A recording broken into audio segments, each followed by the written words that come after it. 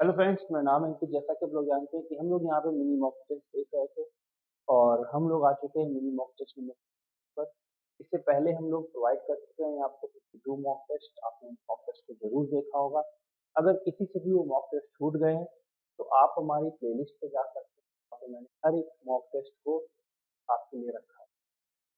आप जाइए, सीरियल से एक से लेकर सारे मॉक टेस्ट आपको वहाँ पे मिल जाएंगे। हर एक मॉक टेस्ट में आपको 10 क्वेश्चन मिलेंगे। आप उनको लगाइए, सारे के सारे क्वेश्चन वही हैं जो आपके एग्जाम्स में आए हुए हैं, चाहे वो एनडीए में आए हों या एयरफोर्स ठीक है ना। तो सभी आपके लिए इम्पोर्टेंट है आने वाले एग्जाम्स के लिए, चाहे वो डबल स्टार का हो या एनडीए का हो। चलिए शुरू करते हैं आज की क्लास को और आज के पहले क्वेश्चन की तरफ बढ़ते हैं। तो आज का जो पहला क्वेश्चन है तो ये रहा आपके सामने स्क्रीन। लिखा हुआ है कि 7, 9, 11, 13, 15 का संख्याओं का मानक विचलन क्या होगा। ठीक है ना। मानक विचलन निकालना है, स्टैंडर्ड डेविएशन बताना है। तो चलिए देखते हैं कैसे निकालेंगे हम लोग इस क्वेश्चन का मानक विचलन। Question number 5। तो देखिए, मानक विचलन निकालना है हमें 7, 9, 11, 13 और 15 का एच डी। एच डी आपका होता है sigma X I minus X bar का whole square divide by N. कैसे इसको यूज करना है, कैसे इसे अप्लाई करना है, सब कुछ मैं बताऊंगा। सबसे पहले ये जो एक्स बार लिखा है ना, इसको इसका मीन कहते हैं। मीन का मतलब कई पदों को जोड़िए। तो 7 और 9 आप जोड़ेंगे तो कितना होगा, 16 और 11 आप जोड़ेंगे 27 होगा, 27 और 13 आपका 40 हो जाएगा और 40 और 15 जो होगा वो आपका 55 हो जाएगा। तो 55 दिया। ये आप देख सकते हैं सभी में दो दो का अंतर आ रहा है। तो पदों के बीच में दो का अंतर होता है तो जो बीच वाली संख्या उसका माध्य होती है, या पदों को जोड़कर आप 5 से भाग दे दीजिए तब भी आपको मिल जाएगा। अब इस 11 का हर एक नंबर के साथ डिफरेंस निकालना है। तो 7 का 11 के साथ डिफरेंस 4 होगा, 11 का 9 के साथ डिफरेंस 2 होगा, 11 का 11 के साथ 0 होगा, 11 का 13 के साथ 2 होगा, 11 का 15 के साथ 4 होगा। आप इनका स्क्वायर कर लीजिए, 16 के बाद इनको जोड़ना भी है 4, फिर सबका स्क्वायर कर लीजिए और जोड़ लीजिए। तो 16 4 20 और ये 20 40 हो जाएगा। अब आप यहाँ रख दीजिए 40/5, ये हो जाएगा √8। √8 को आप 2√2 लिख सकते हैं और √2 का मान आप सभी लोग जानते हैं 1.414 होता है। मल्टीप्लाई करेंगे तो लगभग 2.828 इसका आंसर होगा। आपको ऑप्शन में मिलेगा 2.8। और मैं आपको बता दूं कि जब भी आपको मानक किसी का क्वेश्चन दिया जाए इस तरीके का, तो इसकी शॉर्ट ट्रिक होती है जो भी 2.8 हो, यानी कि क्योंकि √2 आ रहा होगा तो वो √2 का मल्टीपल होना चाहिए। √2 का मल्टीपल का मतलब है 1.4 का मल्टीपल होना चाहिए। तो जो भी आंसर 1.4 का मल्टीपल हो आप उसको डायरेक्टली टिक कर सकते हैं। तो हम लोग आंसर डायरेक्ट टीडी टिक कर सकते हैं। लेकिन मैंने आपको यहाँ पे सॉल्व करके बता दिया, दोनों तरीके बता दिए। आप जिससे भी करना चाहे उससे आप इसे कर सकते हैं। चलिए हम लोग बढ़ते हैं अपने नेक्स्ट क्वेश्चन की। नेक्स्ट क्वेश्चन यानी कि क्वेश्चन नंबर सेकंड। लिखा हुआ है कि यदि वेक्टर ए और वेक्टर बी इकाई सदिश है। इकाई सदिश का मतलब है ये सभी यूनिट वेक्टर है। ठीक है ना। तो आपसे कह रहा है कि mod of A cross B का square plus a dot b का स्क्वायर, इसका मान क्या होगा। तो देखिए कैसे करेंगे, सभी लोग ध्यान दीजिएगा। देखिए क्वेश्चन नंबर हमारा है ये सेकेंड नंबर। लिखा हुआ है कि vector A comma vector B unit vector है। जब भी ये यूनिट वेक्टर होंगे तो इन सभी की जो मॉडुलस वैल्यू होगी, यानी इसकी वैल्यू भी 1 हो जाएगी और इसकी वैल्यू भी 1, यानी mod of vector A mod of vector B 1 होता है जब ये एकांक सदिश होते हैं या यूनिट वेक्टर होते हैं। ठीक है ना। और एक रिलेशन आपको मैंने कई बार बताया है कि mod of A cross B का स्क्वायर, इसको हम डॉट और क्रॉस में रिलेशन भी कहते हैं, ए डॉट बी का square is equal to mod of a का स्क्वायर और मॉड ऑफ बी का स्क्वायर। बस हमें क्या करना है कि मॉड ऑफ ए की वैल्यू 1 और मॉड ऑफ बी की वैल्यू 1 यहाँ पे पुट करनी है। यहाँ 1 इंटू 1 दोनों पे स्क्वायर है, कोई फर्क नहीं पड़ेगा, आंसर आपका 1 हो जाएगा। तो इस क्वेश्चन का आंसर 1 आपका राइट आंसर होगा, जो हमारा सेकंड क्वेश्चन था। आगे बढ़ते हैं क्वेश्चन नंबर थर्ड। लिखा हुआ है कि दीर्घवृत्त X square by 9 Y square by 9 square by 16 plus Y square by 9 is equal to 1 के द्वारा घिरे क्षेत्र का क्षेत्रफल क्या होगा, यानी कि एरिया हमें निकालना है जो भी इस कर्व के द्वारा बाउंड हो रहा है जो दीर्घवृत्त है, ठीक है ना।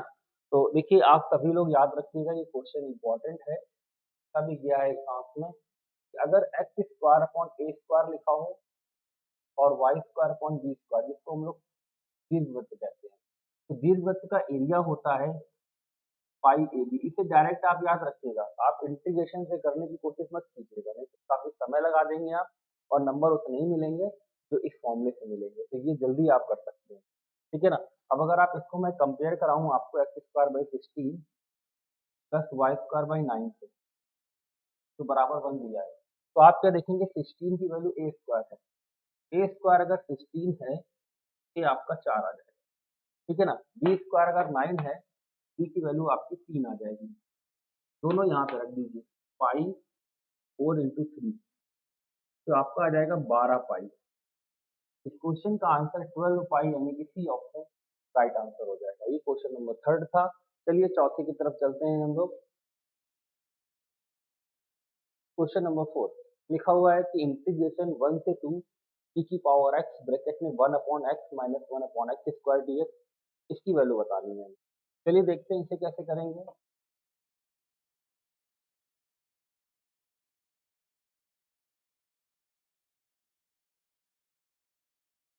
क्वेश्चन नंबर जो ये लिखा हुआ है हमारा 4 लिखा हुआ है कि इंटीग्रेशन 1 से 2 ई की power x 1 upon x minus 1 by x square D x.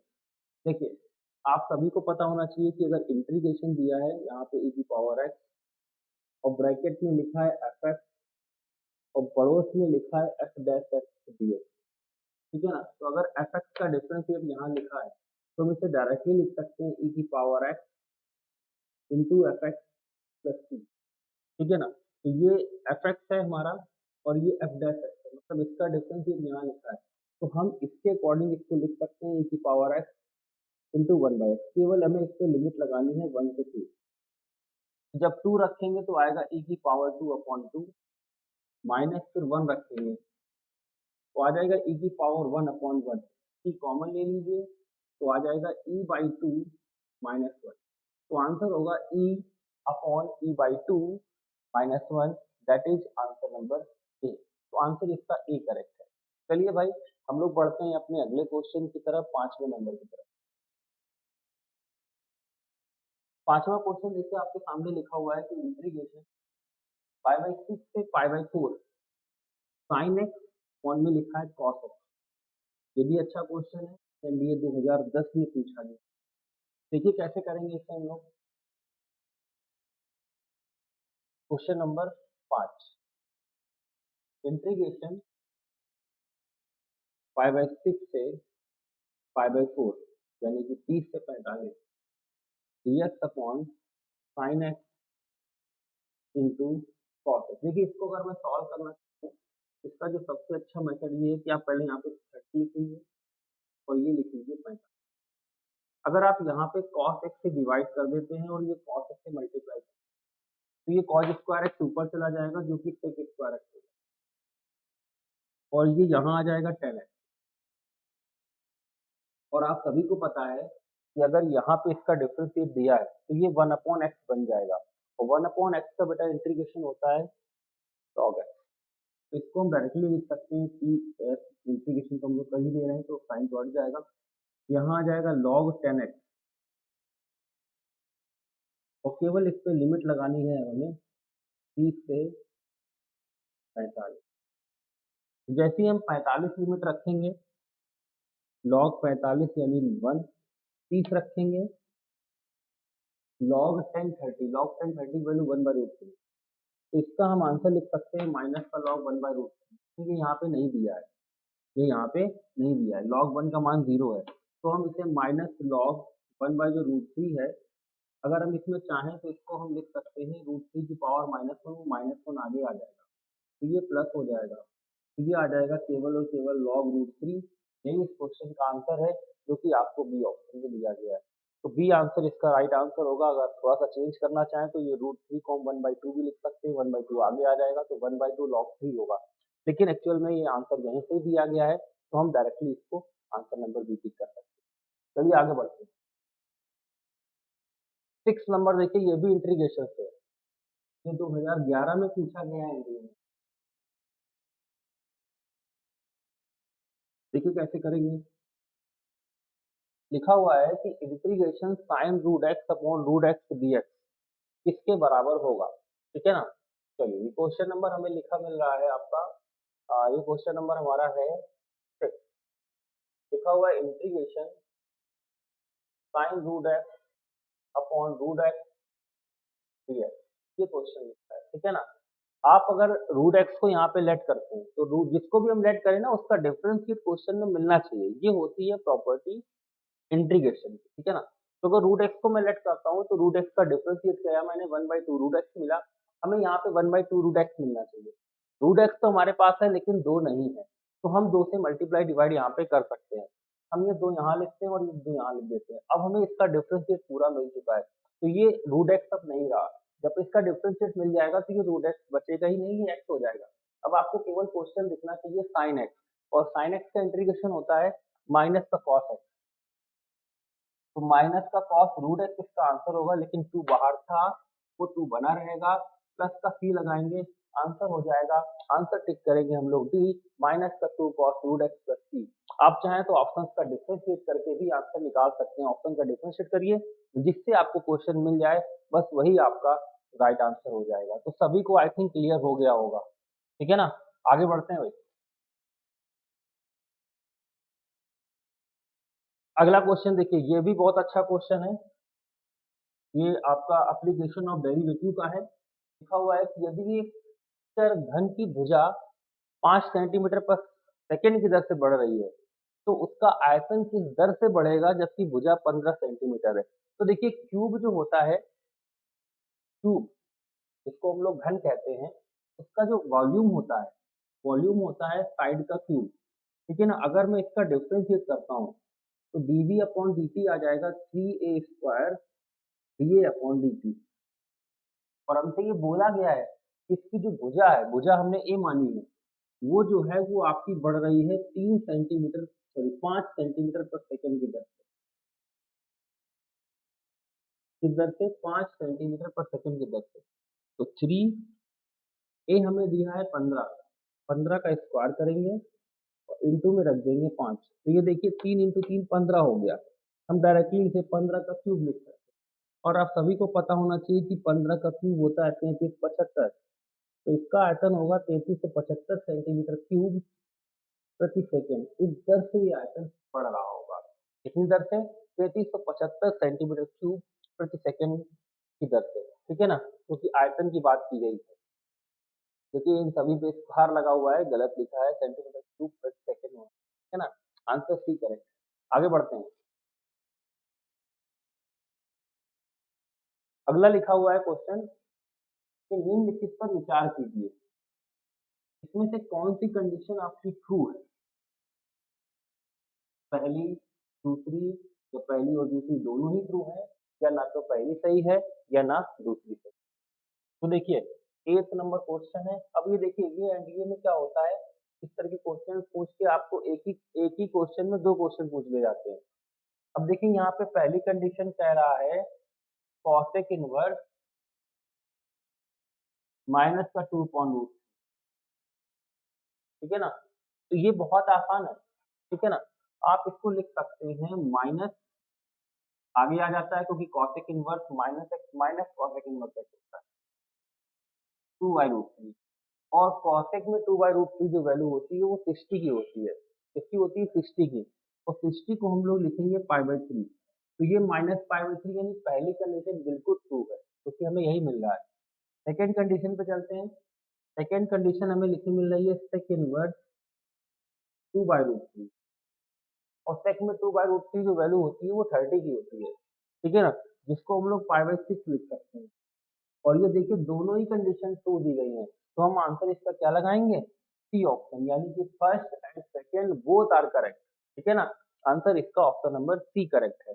आगे बढ़ते हैं। अगला क्वेश्चन आपके सामने लिखा हुआ है, यदि a, 0, 0, b सॉरी 1, 1 समरेखी है। समरेखी का मतलब होता है बेटा कोलिनियर है। तो आपको बताना है कि a plus B minus A B का मान क्या होगा। चलिए ध्यान देते हैं हम लोग। क्वेश्चन नंबर ये हमारे पास है 9 नंबर, ठीक है ना। लिखा हुआ है a, 0 और 0, b 1, 1 क्या है, ये कोलिनियर है। तो अगर ये कोलिनियर है तो इनकी जो स्लोप होती है, प्रवणता, दो बिंदुओं से जाने वाली जो प्रवणता होती है y2 minus y1 upon x2 minus x1, वो दोनों में बराबर होनी चाहिए। तो यहाँ प्रवणता निकालेंगे तो y2 माइनस y1 यानी b माइनस 0 अपॉन 0 माइनस ए, इसकी निकालेंगे तो 1 माइनस बी अपॉन 1। अब देखिए क्रॉस मल्टीप्लाई कर लेते हैं तो यहाँ b आ जाएगा, यहाँ माइनस बना रहने देते हैं, b से मल्टीप्लाई करते हैं तो a माइनस ए बी आ जाएगा, ठीक है ना।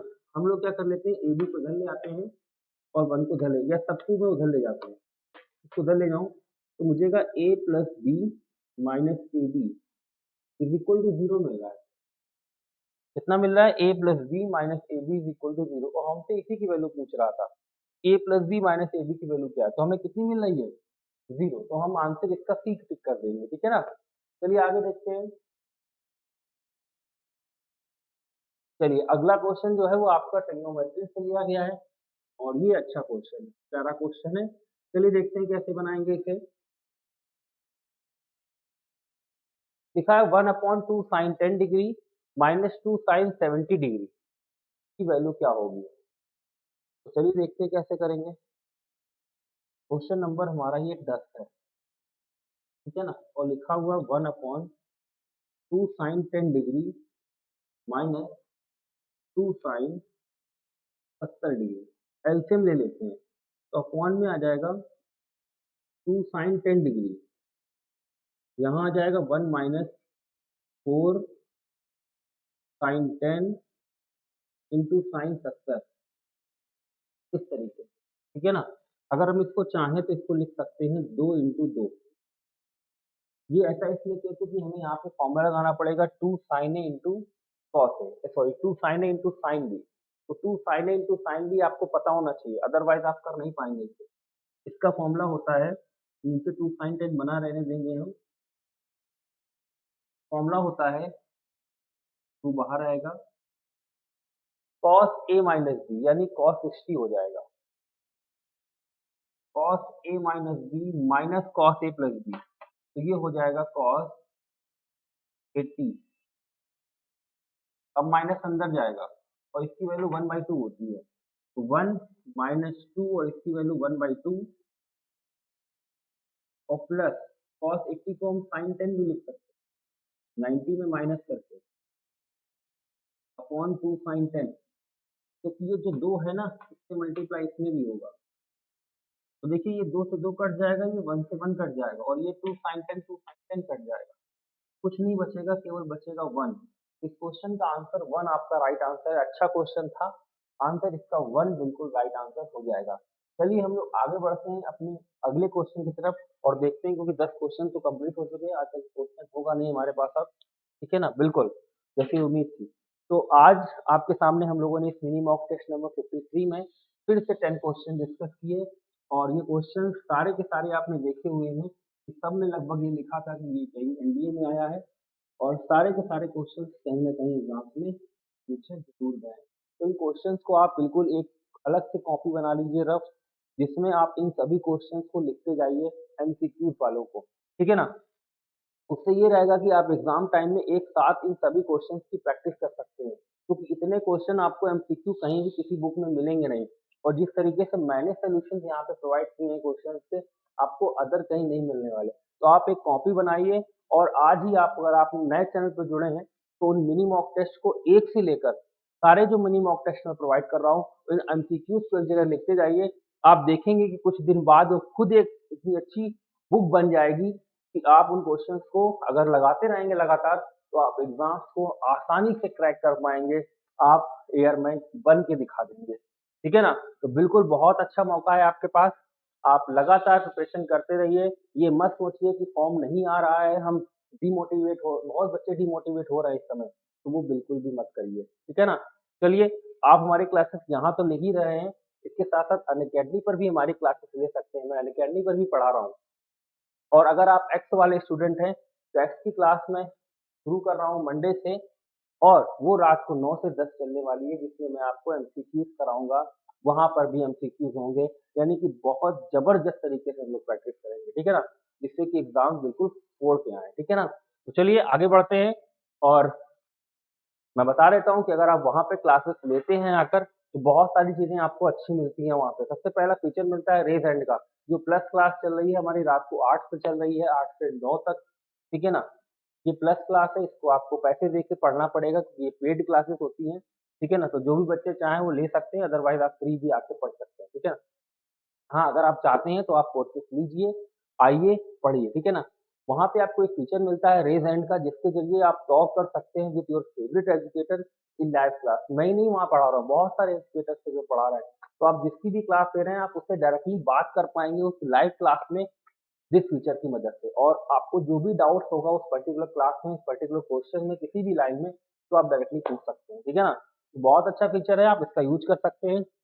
इसके साथ-साथ अगर आपको कोई टॉपिक वहाँ पे पढ़ाया जा रहा है, आपने उसके डाउट्स को आपको डाउट्स आते हैं उसके, तो आप इस फीचर की मदद से वो डाउट्स जो हैं वो हमारे पास तक भेज सकते हैं और उसका सॉल्यूशन उसी क्लास में विथिन 2 या 3 मिनट्स आपको वो क्वेश्चन का सॉल्यूशन वहाँ पे दे दिया जाएगा, ठीक है ना? तो बहुत सारी चीज़ें हैं वहाँ पे जो आपको कहीं न कहीं इम्पोर्टेंस रखती हैं ना, ठीक है ना? और आपको एक अच्छा प्लेटफ़ॉर्म मिल रहा है, आप आइए, पढ़िए, ठीक है ना? बहुत बच्चे ऐसे हैं, जो मान लो कोचिंग वगैरह नहीं जा सकते, तो उनके लिए एक अच्छी बात है कि आप वहाँ पर आके आराम से पढ़ सकते हैं। बहुत सारे एजुकेटर्स वहाँ पे क्लास ले रहे हैं। बहुत लोगों को अभी भी भ्रम है कि अनअकैडमी पर जो क्लासेस चल रही हैं, वो सारी की सारी पेड है, जबकि ऐसा नहीं है, बहुत कुछ फ्री है। बहुत कुछ फ्री है, ठीक है ना? तो आप फ्री भी पढ़ सकते हैं और अगर आप अफ़ोर्ड कर सकते हैं तो पैसे देकर भी पढ़ सकते हैं, ठीक है ना? तो आज की क्लास को फिलहाल अभी एंड करते हैं और हम लोग मिलेंगे अपने मिनी मॉक टेस्ट नंबर 54 में। अभी के लिए यहीं तक। Thank you.